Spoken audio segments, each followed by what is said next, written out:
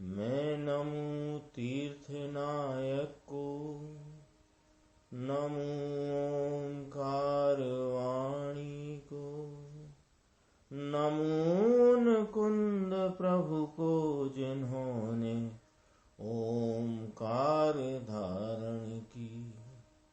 अहो उपकार जिनवर का, कुंद का दिव्य वाणी का, जिन कुंद ध्वनि दाता उन कहान स्वामी का। नमियूण जिणम वीरम अनंत वर्णान दंसन सहावम, भोक्ष्यामिणियं सारम केवली शुद्ध केवली भणियम। श्री नियम सार जी परमागम ग्रंथ, इसके 5वें नंबर की गाथा, इसकी अपनी स्वाध्याय चल रही थी। इसमें आचार्य भगवान ने कहा आप्त, आगम और तत्व, 3 बातें इसमें कही कि आप्त, आगम और तत्व की जो श्रद्धा है, इसे व्यवहार सम्यक्त जानना। यानी व्यवहार सम्यक्त किसे कहते हैं, 2 बातें करी इसमें। व्यवहार सम्यक्त किसे कहते हैं कि आप्त यानी कहने वाले, आगम यानी कहा हुआ, और तत्व माने जो उसमें कहा गया है, जो विषय उसका। तो आप्त, आगम और तत्व, इसकी जो श्रद्धा है उसे व्यवहार सम्यक्त जानना। तो आप्त किसे कहते हैं कि निःशेष दोष विहीन, जो जिनके कोई दोष बाकी नहीं रह गया और सकल गुणमयता को जो प्राप्त हुए हैं, वे आप्त हैं। इस प्रकार सूत्रकर्ता आचार्य ने यहाँ पर आप्त की व्याख्या करी। तो मुनिराज टीकाकार पद्मप्रभ मलधारी देव ने आप्त की व्याख्या के साथ आगम की और तत्व किसे कहना, तत्वों के किस प्रकार भेद हैं, वो चर्चा भी उन्होंने इसकी टीका में की है। अपन ने देखा था ना, आप्त की व्याख्या करी तो ये जो व्यवहार सम्यक्त कहा, आप्त, आगम और तत्व, इसकी श्रद्धा का नाम व्यवहार सम्यक्त है, ऐसा कहा। तो व्यवहार सम्यक्त जो कहा, तो ये व्यवहार सम्यक्त क्यों कहा कि ये व्यवहार सम्यक्त स्वरूप संचेतन, स्वरूप प्रतीति और स्वरूप लीनता रूपी रत्नत्रय को बताने वाला है।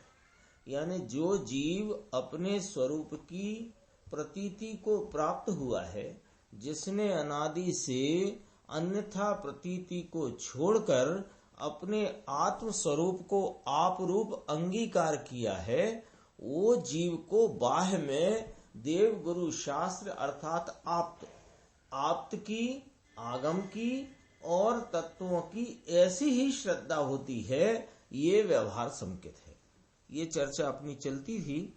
अभी अपन आगम की व्याख्या जो मुनिराज ने की, उस पर जो गुरुदेव श्री का व्याख्यान है वो देखते हैं। 93 पेज है, ऊपर की 5 लाइन छोड़कर देखो। ऐसी चतुर्वचन रचना, देखो भाई ने माने पंडित टूडरमल जी साहब ने मोक्ष मार्ग प्रकाशक में लिखा कि ऐसी जो अकेली साधारण कथाएं वार्ताएं हैं, यानी जो गणधर जैसी जिसकी वचन शास्त्र रचना नहीं है, उनको तुम सूत्र कहते हो।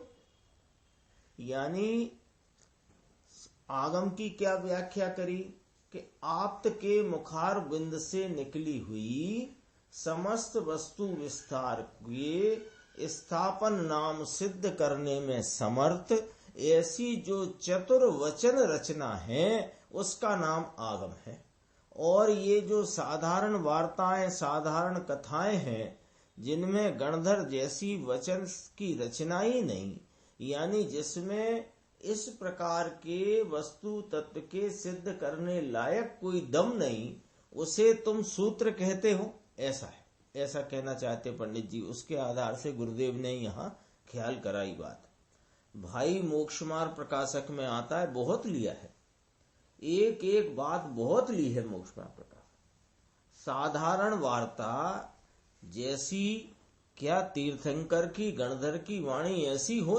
ये साधारण वार्ता करना, राग में धर्म मानना मनवाना, ये कोई गणधर की बात है? यह कोई तीर्थंकर की बात है? ऐसा कह करके वहां बात करी। यह तो सर्व वस्तु को सिद्ध करने वाली, कहा ना मुनिराज ने कहा, समस्त वस्तु विस्तार के स्थापन करने में समर्थ, सर्व वस्तु को सिद्ध करने वाली चतुर्वचन की रचना, इसको आगम कहने में आता है। ऐसे आगम की श्रद्धा वह क्या है कि वह भी भैया विकल्प व्यवहार संकेत है। उसको भी वह माने व्यवहार संकेत। ऐसे आगम की श्रद्धा क्या बताती है कि यह अंदर निश्चय संकेत को बताती है कि इसको ऐसा व्यवहार संकेत होता है। समझ में आया? देखो, अब आप्त की बात हुई, आगम की बात हुई, अब तत्व की बात कहते हैं। अब तत्वों की श्रद्धा, तो तत्वों की श्रद्धा क्या लेना? संकेत, व्यवहार संकेत। उसमें तो मुनिराज ने ऊपर ही कहा, अब यहाँ व्यवहार संयुक्त का स्वरूप कहते हैं। तो ये तो व्यवहार संकेत की बात चलती है। देखिए, तत्वों में बहिर्तत्व और अंतः तत्व रूप परमात्म तत्व, ऐसे दो भेद करे। तत्व बहिर्तत्व यानी दो भाग पाड़े। एक अंतः तत्व रूप परमात्मा स्वयं स्वरूप, और बहिर्तत्व में आए 7 तत्व, संवर निर्जरा मोक्ष आदि बहिर्तत्व। देखो, इसकी शैली क्या है, ये नियम सार जी है, आगे गाथा भी आएगी। ये जीवादि जितने तत्व हैं, जीव अजीव आश्रव संवर निर्जरा बंध मोक्ष, ये जो 7 तत्व कहे, ये 7 तत्व बहिर्तत्व हैं। और अपना जो अंतः तत्व परमात्म तत्व भगवान आत्मा, वह अंतः तत्व है, ये बहिर्तत्व है। तो यहाँ जीव को भी बहिर्तत्व लिया कि हाँ, जीव की एक समय की अवस्था को बहिर्तत्व लिया, और त्रिकाली जीव अवस्थावान, अवस्था से रहित एक रूपता का जो भाव है, उसको यहाँ अंतः तत्व परमात्म तत्व कहने में आया। देखो, इतनी बात यहाँ ली कि बहिर्तत्व में 7 तत्व, संवर निर्जरा मोक्ष आदि बहिर्तत्व। ऐसी यह दो की श्रद्धा क्या? यह अंतः तत्व अपना जीव स्वरूप, त्रिकाल रहने वाला एक रूप अभेद, ये अंतः तत्व, और जीवादि 7 तत्व, ये बहिर्तत्व। ऐसी श्रद्धा, ये व्यवहार संकेत है। दोबारा देखो, दो भाग पाड़े, एक अंतः तत्व रूप परमात्मा स्वयं आप स्वरूप, और बहिर्तत्व में लिया 7 तत्व, संवर निर्जरा मोक्ष आदि सब। तो ये बहिर्तत्व, ऐसे ये अंतः तत्व और ये बहिर्तत्व, ऐसी ये दो की श्रद्धा, ये भी व्यवहार है। पंडित जी देखो, अंतः तत्व रूप परमात्म स्वरूप अपना त्रिकाल, और बहिर्तत्व आश्रय पुण्य पाप संवर निर्जरा मोक्ष, इस प्रकार दो तत्व, अंतः तत्व बहिर्तत्व, ऐसे दो तत्वों की भेद वाली जो श्रद्धा है, इसलिए उसको व्यवहार संकेत कहने में आता है। ये व्यवहार संकेत अंदर में ऐसा बताता है कि इसको अभेद चैतन्य मूर्ति की सम्यक अभेद श्रद्धा है। क्या कहते हैं? कौन बताता है? ये 2 प्रकार के तत्व हुए। कौन कौन से? अंतः तत्व और बहिर्तत्व। अंतः तत्व परमात्मा आप स्वरूप अंतः तत्व, और जीवादि 7 तत्व ये बहिर्तत्व। इस प्रकार जो 2 तत्वों की श्रद्धा करता है, ये भेद वाली श्रद्धा, इसका नाम है व्यवहार संकेत। और ये व्यवहार संकेत यह बताता है कि इसको चैतन्य मूर्ति की सम्यक अभेद अंतः तत्व की श्रद्धा है।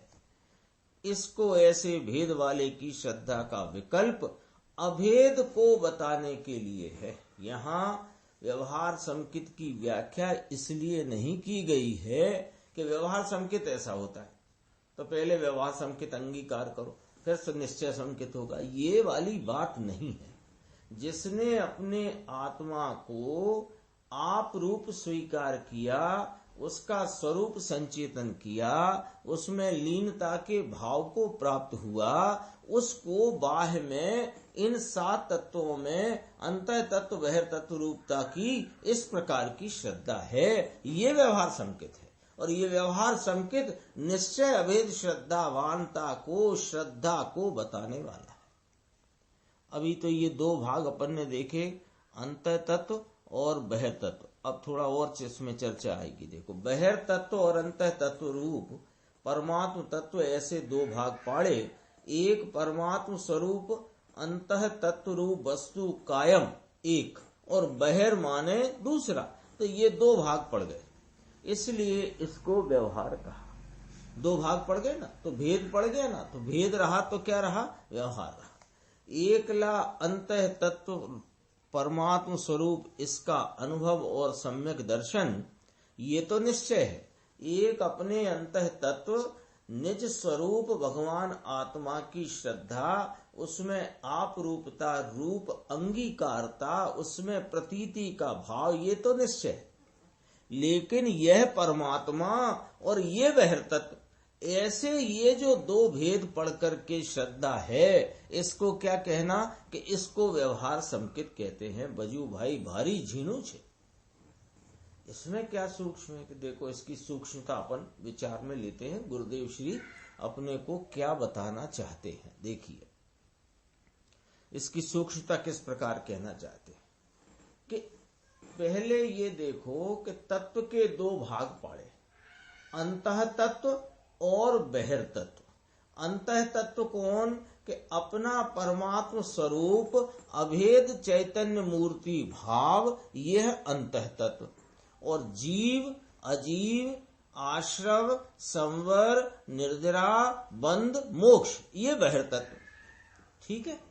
तो पहली बात तो ये है कि तत्व में 2 भाग पाड़े, तो 2 भाग करके देखना, जानना, मानना, ये भेद वाली श्रद्धा होने से इसका नाम व्यवहार संकेत है।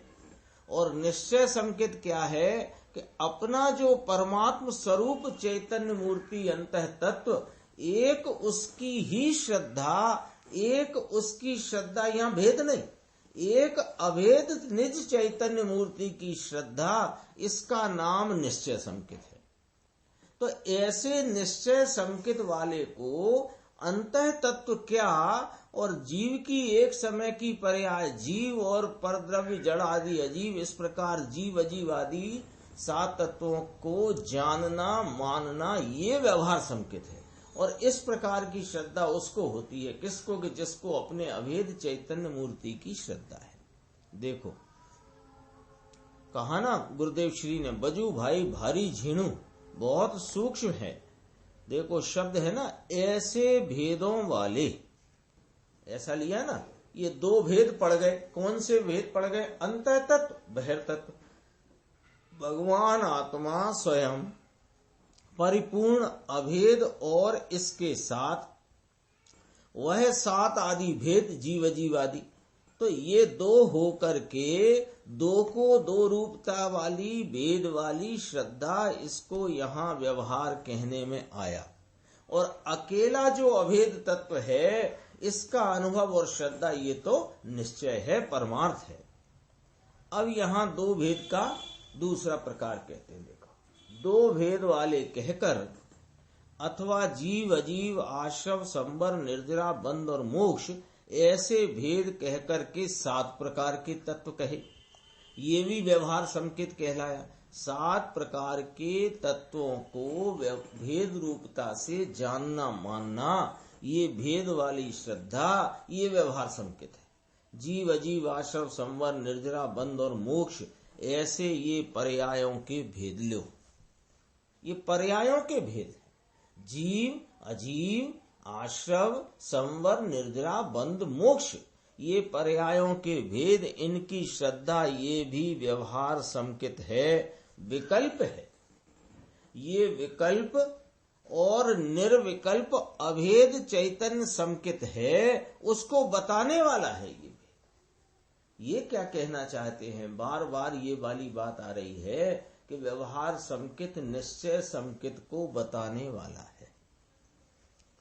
देखो, व्यवहार समकित हो गया है सो निश्चय समकित हो गया है, ये वाली बात नहीं है।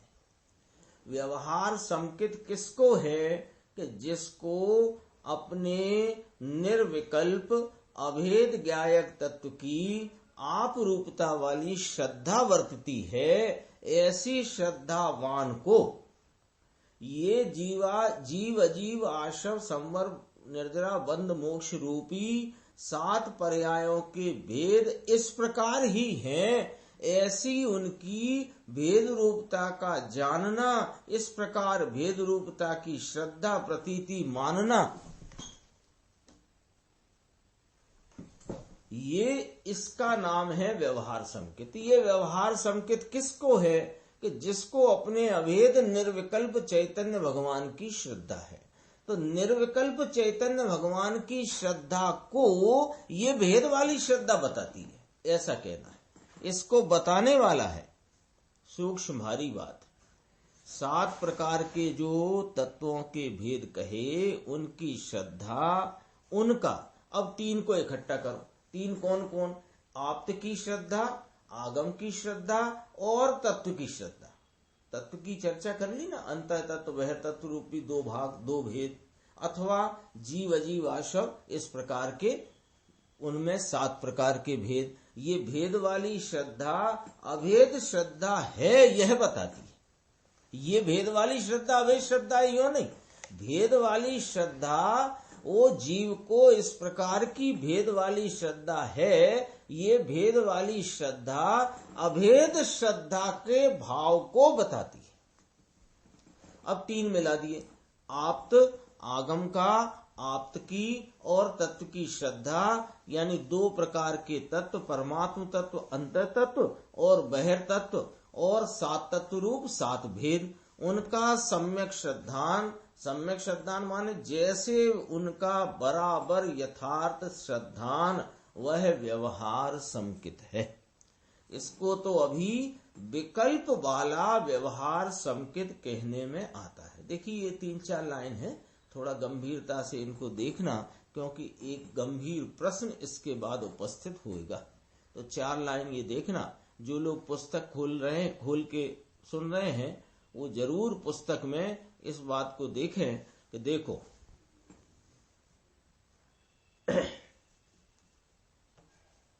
इसको तो किसको तो कि अब यहां से मिलाना।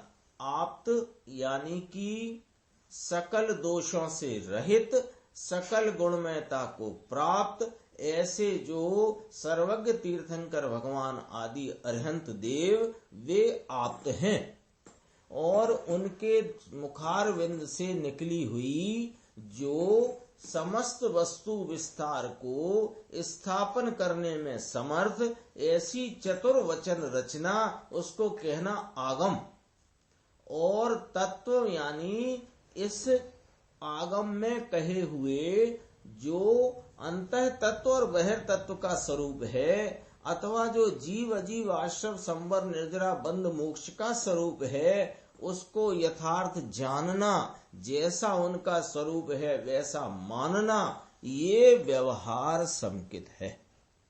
इसको तो अभी विकल्प वाला व्यवहार समकित कहने में आता है। अब जरा ध्यान देना जरा, इसके अंतर में अनुभव में सम्यक दर्शन है, ये व्यवहार समकित बताता है। यानी एक रूप भगवान अभेद चैतन्य, इसमें मोक्ष संवर आदि पर्यायों का अभाव है, ऐसे अंतः तत्व की, अंतः तत्व रूप परमात्म तत्व की श्रद्धा, ये निश्चय है, और इसके साथ ये व्यवहार समकित ऐसा होता है। तो व्यवहार समकित का स्वरूप बताया। व्यवहार समकित कैसा होता है? किसको? निश्चय सम्यकवान को निश्चय संकित जिसे वर्तता है उसको व्यवहार संकित ऐसा होता है, ये वाली बात बताई। अब यहाँ प्रश्न उठा मुमुक्षु का कि क्या व्यवहार संकित हे रूप है। अब थोड़ा पीछे चलेंगे तब प्रश्न समझ में आएगा, फिर उत्तर समझ में आएगा। क्या चर्चा चलती है, कहां से चर्चा चलती है कि 2 नंबर की गाथा से चर्चा चलती है कि यह जिनेंद्र परमात्मा का जो शासन है इसमें मोक्ष का उपाय बताया गया है और उसका फल बताया गया है। मोक्ष के उपाय का फल मोक्ष है। मोक्ष किसको कहा कि सकल भावों की पूर्णता को प्राप्त होने का नाम अथवा परम आनंद के लाभ का नाम मोक्ष है। और इसका उपाय क्या कहा, वहीं से चल रहे हैं अपन 2 नंबर गाथा से कि स्वभाव रत्नत्रय, स्वभाव रत्नत्रयात्मक मोक्ष मार्ग जो कि परम निरपेक्ष है। ये वाली बात कही। रत्नत्रय माने क्या कि ज्ञान दर्शन चारित्र। ज्ञान दर्शन चारित्र यानी क्या कि अपने आत्म स्वरूप का अनुभव, आत्म स्वरूप की प्रतीति नाम आप रूपता की स्वीकारोक्ता और उसमें लीनता, इसका नाम क्या हुआ, ज्ञान दर्शन चारित्र। ये परम निरपेक्ष भाव है, यह शुद्ध रत्नत्रय है। ठीक है।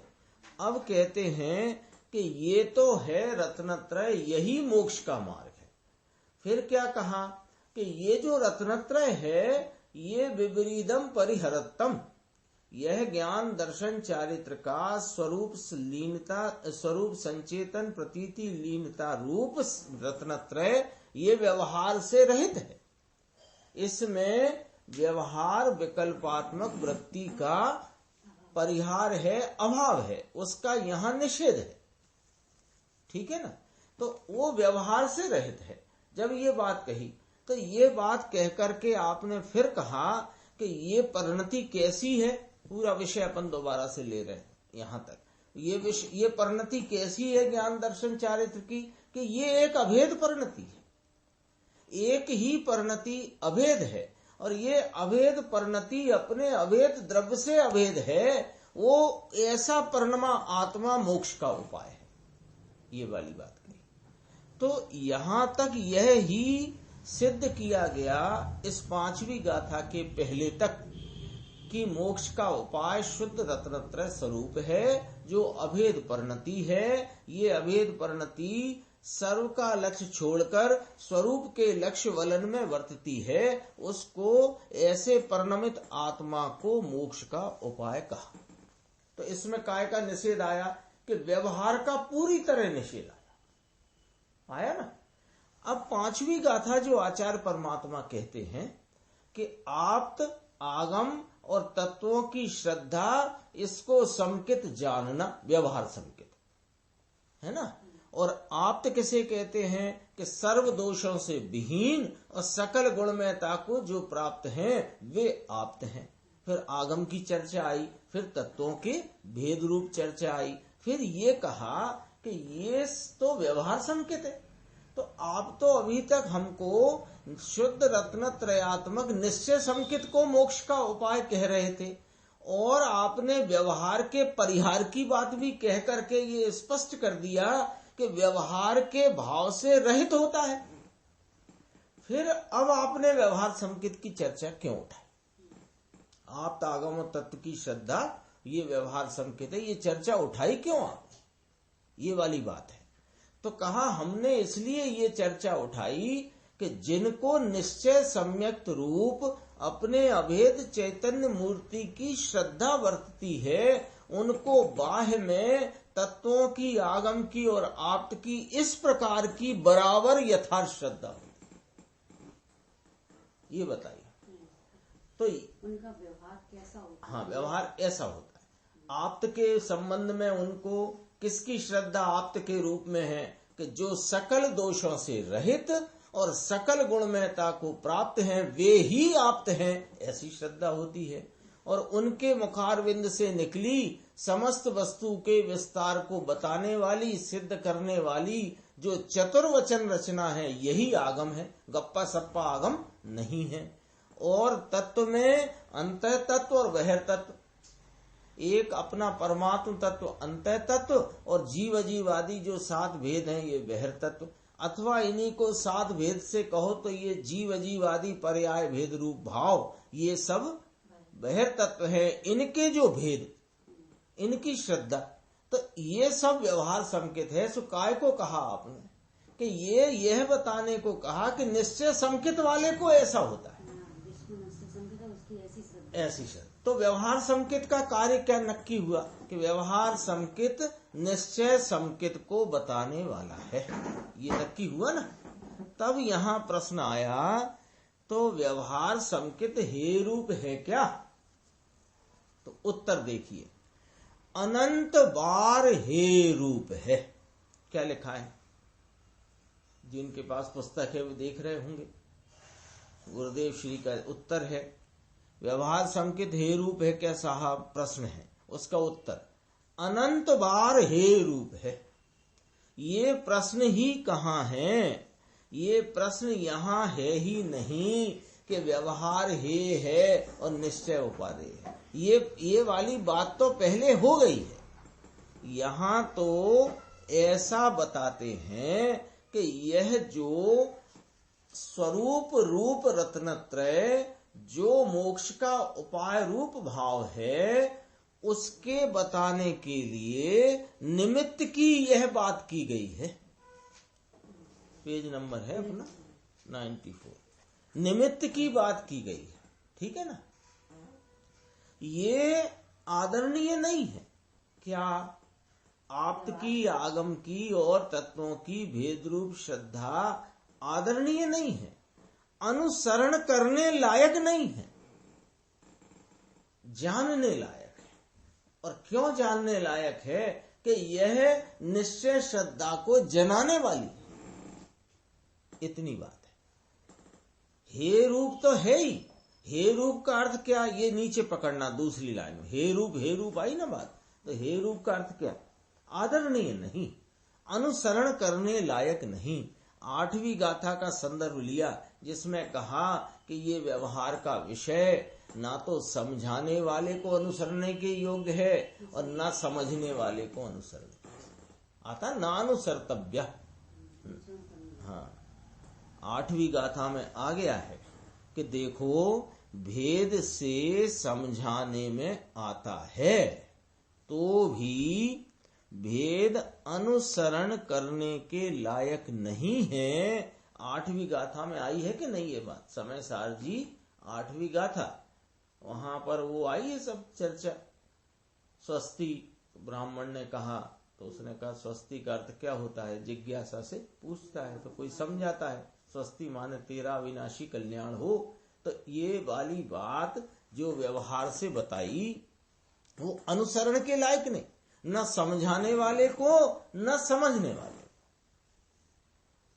ये तो अपने कहाँ दाखला बारंबार देना है ना, ये कहाँ इसकी बात बारंबार कितनी बार करें? ये तो है ना, ये सबके ख्याल में आ तो है, ये 6 समझ में आया। फिर इसका देखो, अब उसका प्रश्न आया। पहले इतना समझ लिया कि उसने पूछा था व्यवहार संकेत हे रूप है क्या, है ना। ये तो तीसरी गाथा से बात चली आ रही है। विपरीतम परिहरतम, सार शब्द क्यों इसमें जोड़ा गया है कि सार शब्द विपरीत के परिहार के लिए जोड़ा गया। विपरीत कौन है? व्यवहार रत्नत्रय विपरीत है, ये समझना। कोई कहता है कि मिथ्या दर्शन ज्ञान चारित्र को विपरीत लेना, कि ना, ये तो जिसको प्रकट हो गया है वहां का अभी का मिथ्यात्व है। हाँ, तो उसके तो मिथ्यात्व है नहीं, उसके तो व्यवहार रत्नत्र है और वो परिहार रूप है, निषेध रूप है। तो फिर प्रश्न किया हे रूप है कि अनंत बार हे रूप है? हे रूपता का अर्थ कर दिया कि यह तो निमित्त से बताने के लिए की बात है, ये आदरणीय नहीं, अनुसरण करने लायक नहीं, आलम्बन लेने लायक नहीं। फिर दोबारा प्रश्न आया कि इसका प्रश्न ऐसा है, बगल वाले भाई ने बगल वाले भाई का प्रश्न सुनाया गुरुदेव को कि ये भाई का प्रश्न ऐसा है कि इसमें तो हे लिखा नहीं, आप कैसे कहते? उत्तर देखो, हे नहीं लिखा, इसका अर्थ क्या कहना चाहते हो आप? व्यवहार यानी कि हे, अलग से क्या? व्यवहार का फिर परिहार क्यों करती? हाँ? कोई जगह कौन सी किताब में ये लिखा है कि झूठ गलत होता है? जब ये झूठ है तो गलत ही है। ये तो बात अपने आप स्पष्ट है, स्वयं स्पष्ट है। जैसे नकली शब्द है, तो जब नकली कह दिया तो इसमें ये कब लिखा है कि ये असली नहीं है? अरे नकली कहने का अर्थ क्या निकला? असली नहीं। तो व्यवहार कहने का अर्थ क्या निकला कि उपादेय नहीं है, हे है।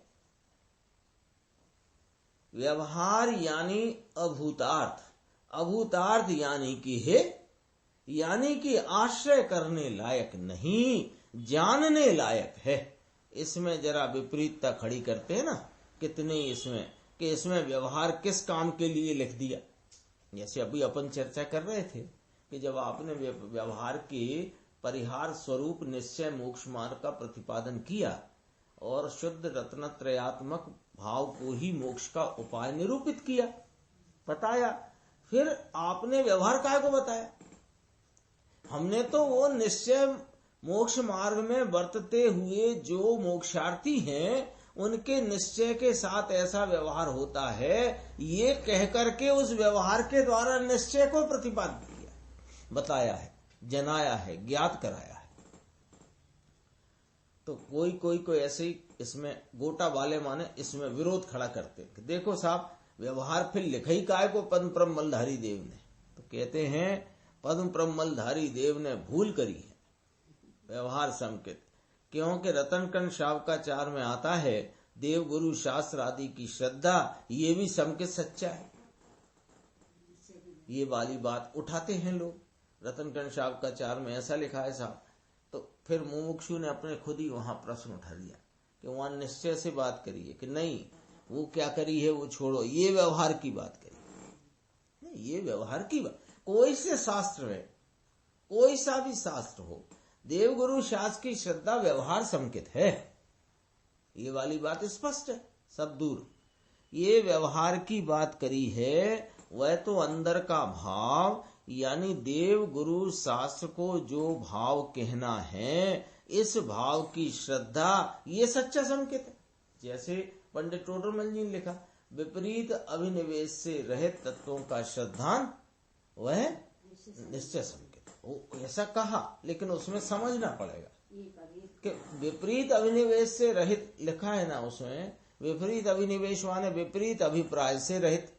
विपरीत अभिप्राय माने जीवादि तत्वों में ये जो 8 वस्तुएं यहाँ रखी हैं, इसमें मेरी वस्तु ये है, अन्य नहीं, ऐसा भी तो संकेत हुआ कि ना हुआ?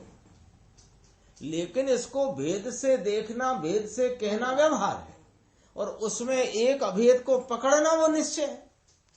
तो ऐसे कहने में कोई बाधा नहीं कि विपरीत अभिनिवेश से रहे 7 तत्वों का श्रद्धान सम्यक दर्शन है। तो ये व्यवहार हो गया कि नहीं, सुनो, इसको इस प्रकार के भेद से देखना, जानना, कहना व्यवहार। और उन 7 में ये मैं नहीं, मैं तो एक शुद्ध जीवास्तिक आय तत्व हूं, ऐसा जिसने पकड़ा है, उसने अभेद को पकड़ा होने से वह निश्चय संकेत। क्या हुए बात स्वयं के अनुसार में, स्वयं का अनुसार माने स्वयं की जो विपरीत बुद्धि है उसके अनुसरण में उसका अर्थ निकालता है। ऐसे अनुसरे यानी अपने को जो अनुसारी लगे, ऐसा अर्थ शास्त्र का करता है। लेकिन शास्त्र के अनुसार अपनी श्रद्धा करे सो ऐसा करता नहीं। ले ये श्रद्धा परमात्मा की श्रद्धा पर द्रव्य अनुसारी है, इसलिए व्यवहार है। अब गुरुदेव ने यहाँ खुलासा किया एकदम साफ। वो बार बार प्रश्न उठ रहा ना सभा में कि साहिब, इसमें पद्म ब्रह्म मलधारी देव तो कह रहे हैं कि ये व्यवहार संकेत का स्वरूप है, लेकिन कुंद कुंद आचार्य भगवान ने तो अपने 4 पदों वाले सूत्र में ये कहा नहीं कि ये व्यवहार संकेत है। तो आपने वो हमको पद्म ब्रह्म मलधारी देव की बात भूल लगती है, ऐसा किसी ने कहा ना ऊपर, भूल लगती है। तो क्या सुनो, भूल लगती है कि नहीं लगती है उस बात को एक साइड करो, अभी यहां से समझो बात कि ये जो परमात्मा की श्रद्धा है, कौन? तीर्थंकर अरिहंत परमात्मा सिद्ध भगवान, उनकी जो श्रद्धा है वे तेरे स्वद्रव्य हैं कि परद्रव्य? तो परद्रव्य की श्रद्धा वो तेरा निश्चय कैसे हो गया? वो तो बनने का कारण है। हाँ, वो तो परद्रव्य की श्रद्धा है, वो राग का भाग है, राग का भाग है, वो कहां से निश्चय संकेत हो गया? देखो, परमात्मा की श्रद्धा पर द्रव्य अनुसारी है इसलिए व्यवहार, आगम की श्रद्धा भी पर द्रव्य अनुसारी है इसलिए व्यवहार, अंतः तत्व और बहिर्तत्व ऐसे जो दो भेद पड़े ये भी पर द्रव्य अनुसारी हुआ। क्यों पर द्रव्य अनुसारी क्यों हुआ? दो भेद कैसे पड़ गए? ये पर द्रव्य, ये स्वद्रव्य, यह अंतः तत्व, ये बहिर्तत्व, ये पर्याय भेद में अभेद, ये इसमें भी परद्रव्य खड़ा हो गया ना, तो ये भी परद्रव्य अनुसारी हुआ। ऐसे 9 तत्व की या कि 7 की श्रद्धा यह भी पर द्रव्य अनुसारी हुई। तो पर द्रव्य अनुसारी श्रद्धा व्यवहार है और स्वद्रव्य अनुसारी श्रद्धा निश्चय है। सीधी व्याख्या। मुमुक्षु ने कहा पर द्रव्य अनुसारी अर्थात बंध का कारण होता होगा। तो क्या इसका अर्थ क्या हुआ? यही तो अर्थ हुआ। एनो अर्थ शू थयो पछी, यही तो अर्थ हुआ इसका। अरे स्वय द्रव्य अनुसार यानी मोक्ष का कारण और पर द्रव्य अनुसार यानी संसार का कारण। सीधी 2 टप्पे की बात। होता है इतना बताया है, निश्चय को बताने के लिए व्यवहार संकित आदि जहर है। गजब बात है। ये व्यवहार की चर्चा क्यों? निश्चय को बताने के लिए। लेकिन ये व्यवहार संकित अंगीकार करना ये तो जहर का भाव है। गजब बात है। जहर अमृत को बताता है। कैसे? ये सामने जो दूसरी चीज है ये अमृत है, ऐसे करके बताता है। अभेद चीज ऐसे जनाने में यह व्यवहार भेद वाली श्रद्धा निमित्त है। क्या हो ये समझ में आया? फाइनल करते हैं इस गाथा की चर्चा। आप्त का, आगम का और तत्व का सम्यक श्रद्धान। देखो सम्यक शब्द उपयोग किया है ना। व्यवहार सम्यक, व्यवहार सम्यक व्यवहार तरीके सच्चा है। अब यहाँ प्रश्न उठता है लोगों को, व्यवहार तरीके सच्चा है। हाँ, तो व्यवहार में सम्यक शब्द काय को लगा दिया है ना? सही है। तो वो सही व्यवहार है ये बताने को लगाया है।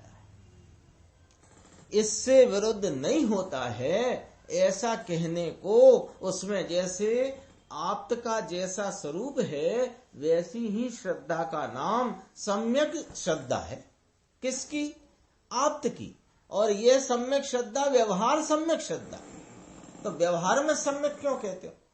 व्यवहार तो पहले ही झूठा है, लेकिन वह झूठा पना भी यही सच्चा है, दूसरा नहीं।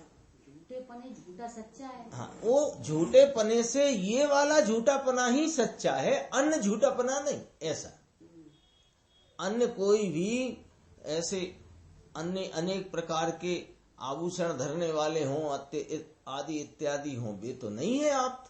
जिनके दोष वर्तते हैं वे तो नहीं है आप। ये बताने के लिए इससे विरुद्ध नहीं होता ऐसा कहते हैं। फिर प्रश्न नहीं छपा, उत्तर है देखो। ये तो अपनी पामरता। स्वामी कार्तिकेय अनपेक्षा में तिनके का अर्थ ऐसा लिया कि अपनी पर्याय बहुत कम है। अनुभव है, सम्यक दर्शन है, लेकिन केवल ज्ञानी के सामने तो बहुत अल्प है। ये कहा ना, उसमें कोई बात कही होगी अल्पता के बारे में, तो कहा कि तिनके के समान है।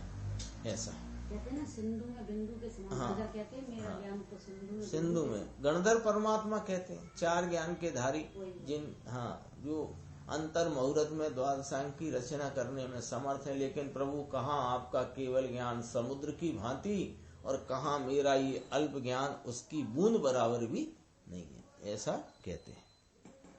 यह बात स्वामी कार्तिक की अपेक्षा अनंतानुबंधी की व्याख्या में है।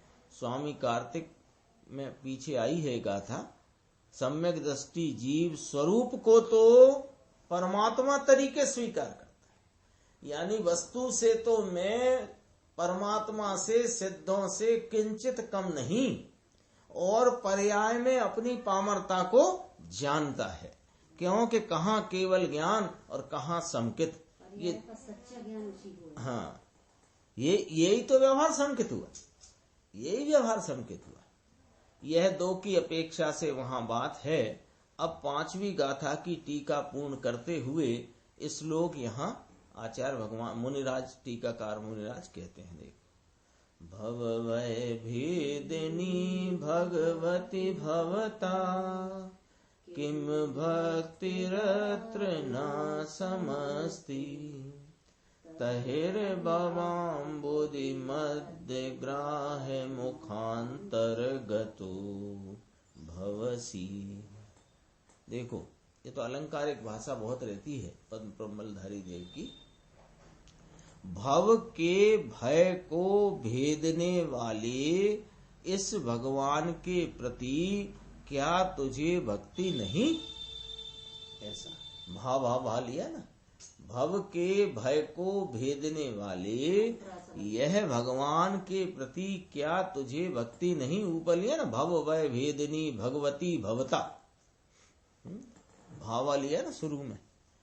तो तुम, यदि तुम्हें भक्ति नहीं, प्रश्नवाचक, भक्ति नहीं तो प्रश्नवाचक का जवाब दे दिया, तो तुम भव समुद्र के मध्य में रहे हुए मगर के मुख में हो, ऐसा कहते। भव समुद्र बहुत विशाल, समुद्र की उपमा है ना, उसके भी बीच में, और उसके भी बीच में रहा मगर, और मगर के मुख में, यानी फिर कोई बचाने वाला नहीं। ऐसा यहाँ उपमा के द्वारा बात करी। देखो गुरुदेव श्री का व्याख्या, भव के भय को भेदने वाला यह भगवान, तो यह भगवान में दो लेना, निश्चय से भगवान तो अपना ही है, इसका तुम्हें भान है, यही भक्ति है। गाथा 31, 32, 33 समय सार जी है ना, उसमें तो आगे तक की बात है, पर शुरुआत तो यहीं से है। जो अपने स्वरूप को जाने उसको ही भक्ति कहने में आया है। स्थिति ऊपर लिखा है ना, भव भय भेदिनी भगवती भवता किम भक्ति रत्न न समस्ती। तो कहते हैं कि भगवान, भव के भय को भेदने वाला ये भगवान कौन? एक तो वे भगवान जो इस भगवान को बताने वाले हैं, और एक ये भगवान जिसका भान हुआ तो भव के भय का भेद, वो भव का भय चला गया। भक्ति हुए नहीं, कहाँ गया? निश्चय से भगवान अपना ही है, इसका भान है, इसमें ऐसे भगवान होते हैं, इसको ऐसा कहते हैं, भक्ति होती है, यही भक्ति है। और दूसरे भगवान जो हैं, जो कहने वाले कि हे प्रभु, हम अनादि से इस भव भ्रमण में पड़े हुए हैं, इस भव के भय को भेदने की बात मैं भगवान स्वरूप हूं, ऐसा आपने बताया, तो श्रद्धा हुई ना। तो ये व्यवहार श्रद्धा कहो कि भक्ति कहो, दोबारा से आत्मा का निश्चय अनुभव संकित कहो अथवा कि निश्चय भक्ति कहो। देखो भक्ति शब्द वापरा है ना, भक्ति शब्द वापरा है अर्थात कि भक्ति व्यवहार संकित है ना। तीर्थंकर देव, त्रिलोकनाथ, आगम आदि की श्रद्धा व व्यवहार संकित विकल्प है, और ये व्यवहार भक्ति है। और निश्चय से आत्मा के स्वरूप में अनुभव की प्रतीति की भक्ति, ये निश्चय भक्ति है। सुजानमल जी बहुत भारी बात है। भक्ति के दो अर्थ समझना कि आप्त की, आगम की, तत्वों की यथा श्रद्धा, तो आप्त के प्रति भक्ति, आगम की भक्ति, ये व्यवहार भक्ति है। और आगम में बताया हुआ जो यह अंतः तत्व परमात्म स्वरूप, इसकी प्रतीति रूप भक्ति, ये निश्चय भक्ति है। हाँ, इसकी प्रभुता में पहुंचाना है, इसको अंदर पहुंचाने के लिए कहते हैं कि व्यवहार विकल्प से ज्ञान इसको होता है। पहुंचाना कहाँ है? ज्ञान स्वभाव में, ज्ञान स्वभाव की प्रभुता में पहुंचाना है। तो कहते हैं कि इसको व्यवहार विकल्प से ज्ञान होता है। कौन सा व्यवहार विकल्प? आगम के प्रति का, आप्त के प्रति का जो विकल्प है उससे तो जाना इसने कि ये आत्मा का स्वरूप क्या है, बताने वाला है। यह वस्तु अंतर अखंड परिपूर्ण है, इसकी श्रद्धा का समुचित निश्चय और व्यवहार इसको बताता है। बस समझ में आया, बताता है इसलिए व्यवहार लाभदायक है ऐसा नहीं। समझ में आया, ये तकलीफ बहुत उठती है, यही सब तकलीफ उठती है ना। शास्त्र में व्यवहार की बातें बहुत आती हैं, भेद पाड़े बिना समझाने का कोई उपाय है नहीं। तो परमात्मा भेद को किस रीति से समझा सकें। समय सार की 9वीं 10वीं गाथा आई है ना, उसमें पहले 8वीं गाथा में व्यवहार की क्या उपयोगिता है वह कह करके 9 और 10 में उसका खुलासा किया। भव के भय को भेदने वाले सब भाभा है ना, भव के भय 84 का अवतार, इसका जो भय इसको भेदने वाला माने मिटाने वाला, ऐसा यह भगवान, इसके प्रति क्या तुझे भक्ति नहीं आती, उसके प्रति तुझे प्रेम नहीं है क्या। तो तुम भव समुद्र के मध्य में, भव समुद्र के मध्य में बड़ा स्वयंभू रमण समुद्र हुए ना। अब बड़ा समुद्र लेना है तो उसको उदाहरण में स्वयंभू रमण समुद्र ले। तो स्वयंभू रमण समुद्र, इसमें मध्य में मछली पड़ी हो तो मछली को तो कोई तकलीफ नहीं समुद्र के मध्य में रहने का, रहती है। अथवा मानस पड़ा हो कि जानवर कोई अन्य ढोर पड़ा हो तो मछली को तो तकलीफ नहीं आती, ये तो ढोर पड़ा हो इसको निकलना कहाँ, ये तो फंस गया। ऐसा यह 84 का अवतार के कहीं किनारा ना मिले, कहीं इसका अंत ना मिले, ऐसे अनंत भव जल रूपी समुद्र, इसमें से निकलना। तो कहते हैं कि भगवान के प्रति तुझे प्रेम और भक्ति नहीं, इसका अर्थ समझना चाहिए।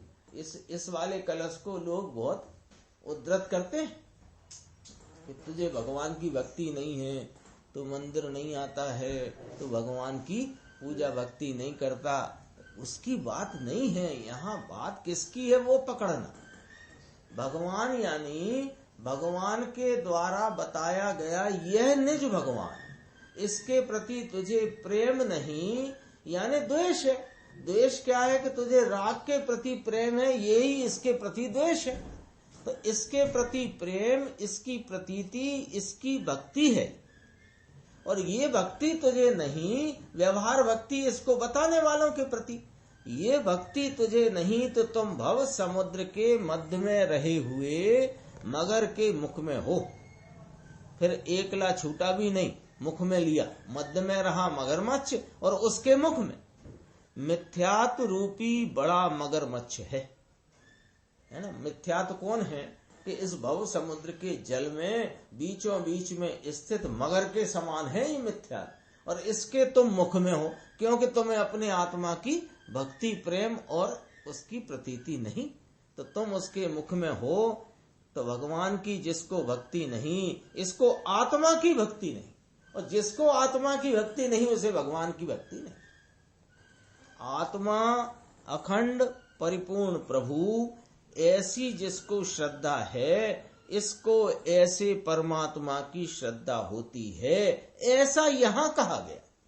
पीछे की गाथा 5 और कलश 12 क्या कहा गया है कि जिसको ऐसे अपने परमात्मा स्वरूप की श्रद्धा होती है, उसको ऐसे परमात्मा आप्त अरिहंत सिद्ध परमात्मा जो हैं उनकी भक्ति उनकी श्रद्धा होती। इसकी यदि इसको श्रद्धा नहीं तो उसे आत्मा की भी श्रद्धा नहीं। ये वाली युति रख कर के बात बताई गई। जो जैसा बता रहा है तो उसकी श्रद्धा नहीं आती तो तुझे आत्मा की कैसे आ सकती? तो आत्मा की श्रद्धा जिसे है उसे बाहर में ऐसे देवों की, ऐसे अरिहंत परमात्मा की श्रद्धा होती है। तो अरिहंत परमात्मा की श्रद्धा ये बता रही है कि तुझे आत्मा की श्रद्धा, तुझे प्रमाणित लगेगा कि हाँ। जो कह रहे हैं सही कह रहे हैं। यहाँ तो ये वाली युक्ति घटाई गई है कि व्यवहार से निश्चय को बताया जाता है। भव जल के, समुद्र के मध्य में रहे हुए मगर, यानी वह जो मगर होता है ना, मगरमच्छ, मगर के मुख में हो, समझ में आया, मगरमच्छ। ये फिर चर्चा गुरुदेव ने ली है, सबकी जानकारी में है। अजगर वाली बात, वो जो हाँ विशल्य थी, तो वो अजगर के मुंह में थी, तो उसका पिताजी था चक्रवर्ती, ढूंढते ढूंढते आया, अजगर को मारने के लिए बाण उठाया, तो कहा कि अब मैं आदि तो मुझे निगल लिया है और मैंने तो आहार की तो त्याग की प्रतिज्ञा की है, तो आहार के त्याग की प्रतिज्ञा है, यदि आप मुझे बचा लोगे तो भी मेरे तो निभना नहीं है। ऐसा करके वो पूरा कथानक है। हाँ, तो वो सारा उसमें एक वो कथानक है। रामचंद्र जी अपन ने यहाँ से देखते हैं, देखो 97 में अध्यात्म पंच संग्रह है ना, वहां दिया है कि विशल्या ने ऐसा किया, आत्मा को सम्यक दर्शन और ज्ञान का पानी छाटा तो जागृत हो गया अंदर से। ऐसा वहां अध्यात्म पंच संग्रह में इस प्रकार घटित किया उस घटना को। घटना है ना वो, अभयदान दिया वहां। देखो ऊपर से मिला लो तो ये रामचंद्र लक्ष्मण जी, बड़ी सेना, करोड़ों लोग, कुछ घायल हुए। जहां ये कहें कि क्या क्या तंबू, बड़े तंबू थे, बड़े बड़े पुरुष हैं, देव को भी पूजनीय ऐसे पुरुष, तो वहां अंदर आके वो जो घायल हुए ना, घायल सैनिक, उन पर रामचंद्र जी ने ऐसे पानी छिड़का तो वे वहां स्वस्थ होकर के जागृत हो जाते हैं।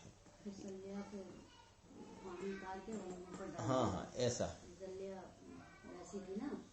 उसके स्पर्श से पानी है ना, वैसा हो जाता था। हाँ, विशल्या के स्नान का जो पानी है वो ऐसा हो जाता था। तो वहाँ तो वो उन्होंने छांटा, तो वो उस प्रकार से जगत की विचित्रता देखो, ऐसा दृष्टांत दिया। तो अध्यात्म पंच संग्रह में इस घटना को जरा इस प्रकार से वहां पर घटित करके बताया है, वो अपन देखते हैं कि आत्मा को सम्यक दर्शन और ज्ञान का पानी छाटा माने छिड़का तो जागृत हो गया। ये भगवान आत्मा, भगवान स्वरूप जागृत हो गया। हाँ, कैसा जागृत हो गया?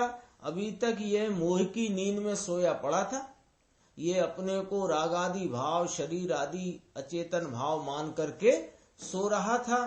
तो इस पर जो सम्यक ज्ञान, सम्यक दर्शन का पानी छिड़का तो अंतरंग में एकदम जागृत होकर के इसको ऐसा लगा, अरे मैं तो आत्मा हूं, परमात्मा, मैं आत्मा तो परमात्मा हूं। परिणति ऊपर बात करी है क्या कि अपनी निर्मल परिणति हुई, तो निर्मल परिणति छाटी माने निर्मल परिणति प्रगटी, तो उसमें यह जागृत हो गया कि सच्चिदानंद प्रभु, अनंत आनंद का धाम ये मैं हूं, ऐसी जागृति हो गई। मेरे में शरीर वाणी नहीं, कर्म और राग भी नहीं, अल्पज्ञता भी नहीं, ऐसा सर्वज्ञ स्वभावी आत्मा को अपनी निर्मल परिणति द्वारा जगाते हैं। कि जागा ये अपना स्वराज लेने के लिए। लक्ष्मण बाहर का राज्य लेने जागा ना, लक्ष्मण को कोई शक्ति व्यक्ति लगी थी, फिर वो शक्ति दूर हुई तो फिर वो एकदम जागृत हुआ, अरे कहाँ है वो, ऐसे। तो वो सब तो कथानक की बात है। यहाँ निर्मल परिणति से अनादि की मोह नींद में से सोया जीव जागृत हो गया। फिर आगे लिया इसको, देखो, भवाम बुद्धि मध्य ग्राह मुखांतर्गतो, मगरमच्छ के मुख में महामिथ्यात रूपी मगरमच्छ, इसके मिथ्यात भाव में भव समुद्र में डूबना है। ये 5वीं गाथा हुई, 5वीं गाथा का कलश हुआ। अब 18 दोष का वर्णन आगे गाथा 6 में कहेंगे। क्यों कहेंगे कि आप्त की व्याख्या करी थी ना सूत्र में कि जो सकल दोषों से रहित हैं, तो वे उन दोषों की चर्चा आगे आएगी। सकल दोष रहित ऐसा कहा, अब वे दोष कौन से हैं ये गाथा 6 में चर्चा चलेगी। अपना समय हो गया।